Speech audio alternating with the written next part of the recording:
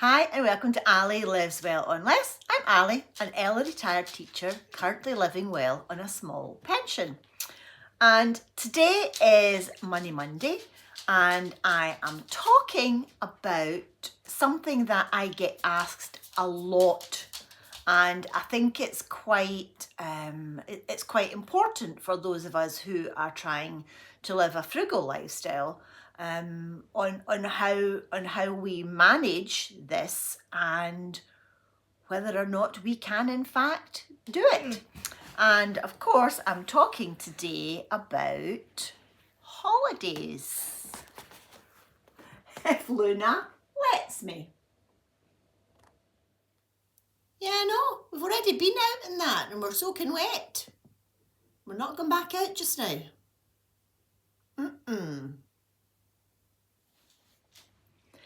So as I was saying before I was rudely interrupted by Miss Luna, today we are talking about holidays. And the question I get asked a lot is, but what about holidays? Can you afford holidays? Do you go on holidays? And depending on the circumstance, I explain my philosophy on holidays, or if you're outside the UK, vacation.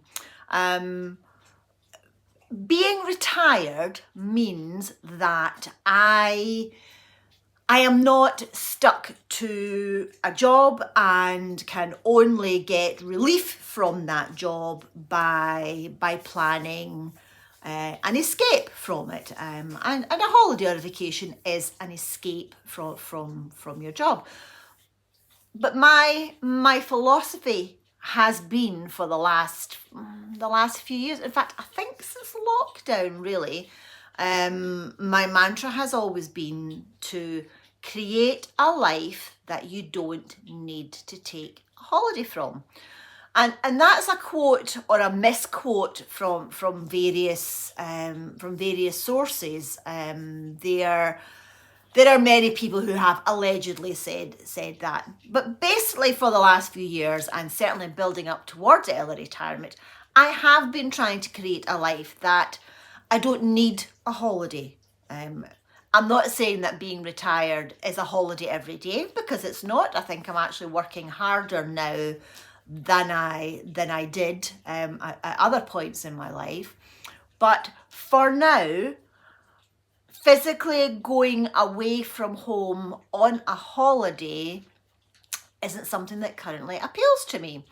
And I know when I retired, lots of people said to me, oh, you've got the chance now to travel the world. And I have mentioned in comments before that I am very, very lucky in that I am pretty well travelled. I have spent the last 40 years traveling the world. Firstly, I was lucky enough to be at a school where we had lots of trips abroad.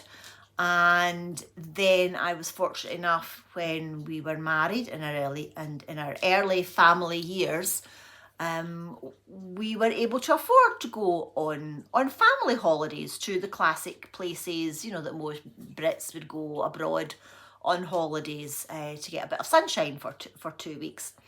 So I actually sat down and I made a list in my trusty notebook, and I haven't counted up all the different countries that I have been to, but I have made a couple of notes. So please bear with me a minute. This is in no way boasting or showing off.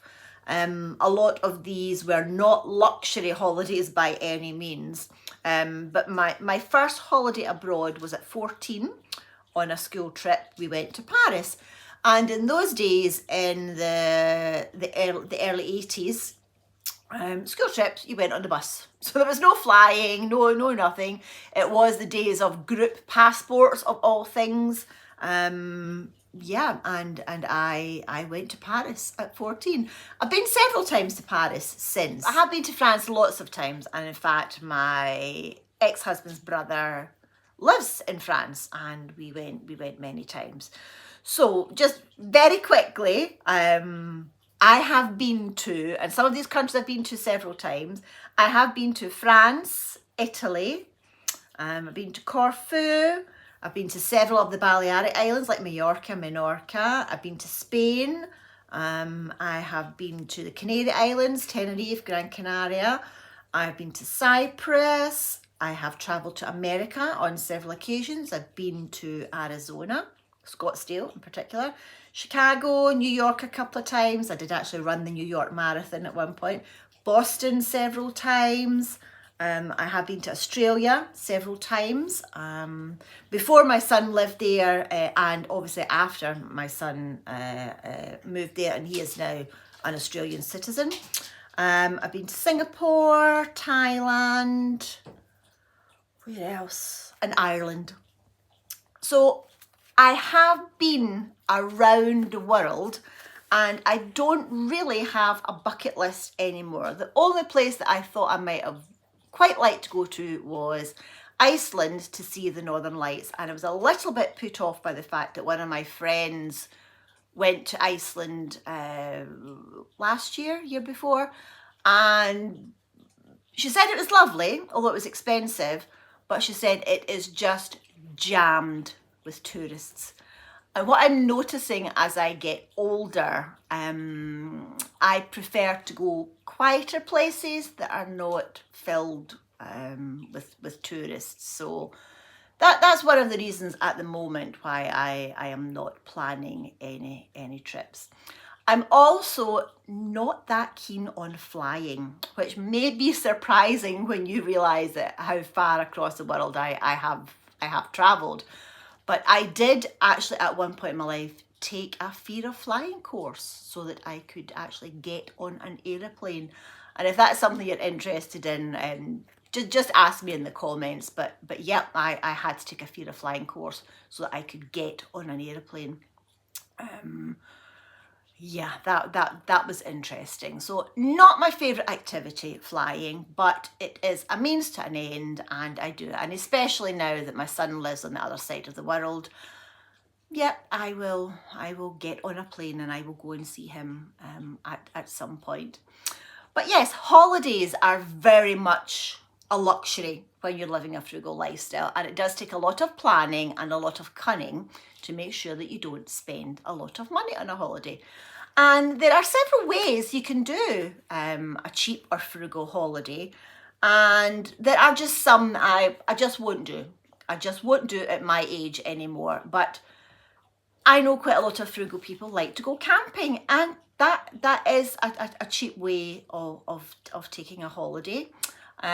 You can do house swaps. I have never done a house swap myself, but I know some people who have done it and it has been successful for them. And if you've ever seen the movie The Holiday, you'll know the premise of that is a house swap.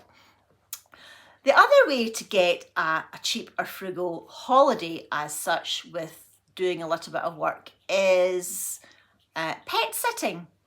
Now, I have never been a pet sitter, but I have used a pet sitter. So one of the times I went to Australia to visit my son, it was over Christmas and New Year a few years ago, and not all dog kennels are open at Christmas, and they're certainly not, I wasn't able to put my dog at the time, my older dog Emma, I wasn't able to put her into kennels, so I used a pet sitter service. Now, it was okay. It was okay. It didn't cost me a penny. It didn't cost me anything at all to have someone come and stay in my house for 2 weeks. But you do have to pay to join the pet sitting service, and then, you know, it's up to you how you arrange things with your pet sitter. And yeah, I had a couple who were coming over Christmas, and a few days before they came there, at that point I had a guest room and it was all set up and ready for this couple to come. And a few days before I was due to fly out to Australia, they messaged me to say that actually they needed 2 bedrooms because they didn't sleep together, because The husband actually slept with one of those machines that help you breathe, you know, the sleep apnea things. So they needed 2 rooms. And of course, that was not great news while I was trying to get ready to go to Australia. So there are pros and cons. It is something I have considered doing myself, maybe not right now, but at some point it would be an easy way to travel around Britain, to stay in a nice house and look after someone's pets, someone's dogs, cats. I can do chickens because obviously I had chickens myself. So that's something to consider. That would be a frugal or cheap holiday, because you would still be paying for your own food, whether you're at home or whether you were in someone else's house. So that's certainly something I would maybe consider in the future. Maybe not immediately, and certainly not with Luna at the stage she's at just now. And yet we've now finished the yogi ball, so yep, we're going to get some bumping in. The other thing that's quite popular in one of the frugal forums that I'm in on Facebook is quite a lot of people do the newspaper vouchers for the cheap caravan holidays at the holiday parks around the UK for £9.50, I think it is at the moment, and I think it's the Sun newspaper, I'm not sure, where basically you go to one of these holiday parks at an off-peak time of year and you can get a short break for £9.50. I have looked into that myself, but because I've got Luna and I'll be taking her with me, there were quite a lot of exclusions and extra fees and things for dogs and dog cleaning. But I know some people have been able to make it work, and they have been able to take their dog with them. I just haven't found a way of doing it easily at the moment. But that's another way of getting yourself a cheaper holiday. And if you follow Ilona Mean Queen on YouTube here, you will see that she's a huge fan of car camping, where you have some sort of blow up mattress type thing in the back of your car, where you can put the seats down and you sleep in your car, and you can go and wild camp. You can park places.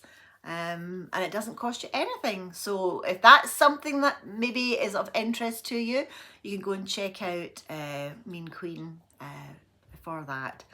So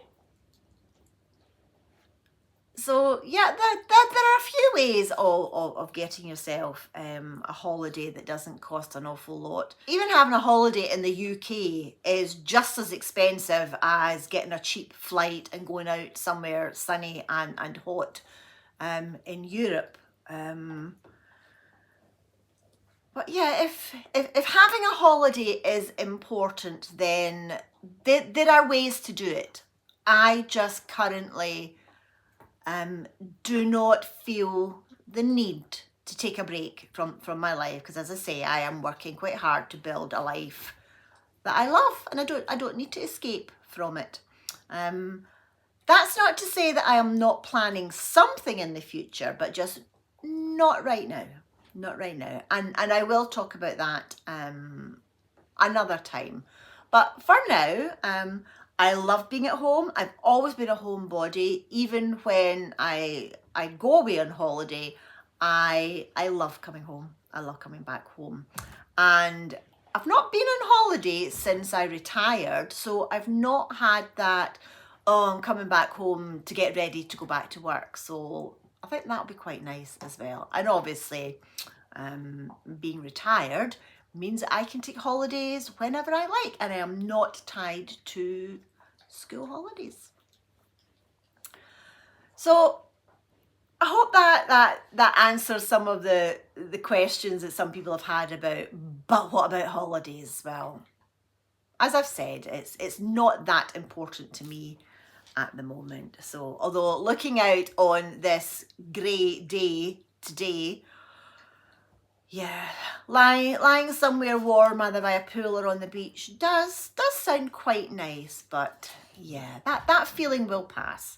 That will pass, along with the very heavy rain and winds we have here today. Luna is not happy at all. She keeps wanting out into the back garden and then goes, no, and then just comes back in again. So I hope that was of interest to you and has given you some food for thought. I will catch up again with you either later on this week or again on Foodie Friday. Yeah, I think we've got a week of not very nice weather ahead, so lots of plans for inside the house. Is probably the best option. So enjoy the rest of your day and have a fab week, and I'll catch up with you again the next time on Foodie Friday. So I'll see you soon. Bye.